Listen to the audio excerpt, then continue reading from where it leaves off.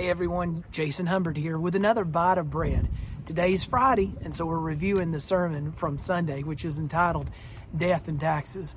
We said there's nothing more certain than taxes. Hey, we've all got to pay them, and yet there's nothing even more certain than that. We might be able to get away from taxes. I hope you don't, because the IRS will get you. But there's one thing we can't outrun, and that's death. We've all got an appointment with death at some point. But Jesus came to give life. That this life here in this body is not here forever, but we'll have life eternal beyond this world. But Jesus says something very striking, speaking of death, and not the physical kind of death.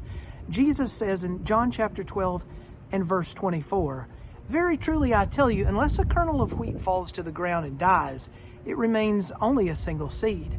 But if it dies, it produces many seeds." In order for a kernel of wheat to fall to the ground, it has to die to itself. You know, oftentimes we live self-sufficiently. We live for ourselves.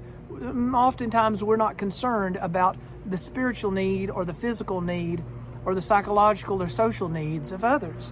But Jesus says if you want to have life eternal, if you want to live life abundant in this life, he says, I offer you something different. He says, I offer to you life anew by this death of which you no longer are self-sufficient, just providing for yourself, but you feed and nourish other individuals. The scripture says that we are to encourage one another and build each other up in the faith. And as you think about it, a stalk, if it grows, it's eventually going to produce a fruit. And from that fruit come many, many seeds. Plants and animals, for that matter, are not just there for themselves. They're there to reproduce, to produce more and more offspring. This river behind me, it's flowing very deeply right now and swiftly. It doesn't exist for itself.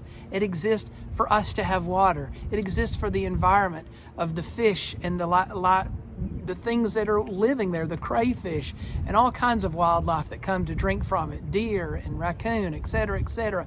Even the local cows drink from it here. The river doesn't live for itself, and God didn't create us to live for ourselves either. He created us in His image to glorify Him. How?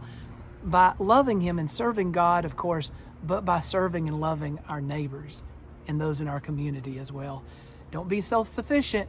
Live for Christ and serve one another. It's beautiful outside. People are mowing.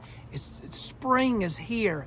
Let's go out and plant some seeds, not just in our garden as we dream about that, but plant seeds, spiritual seeds, in the lives of others.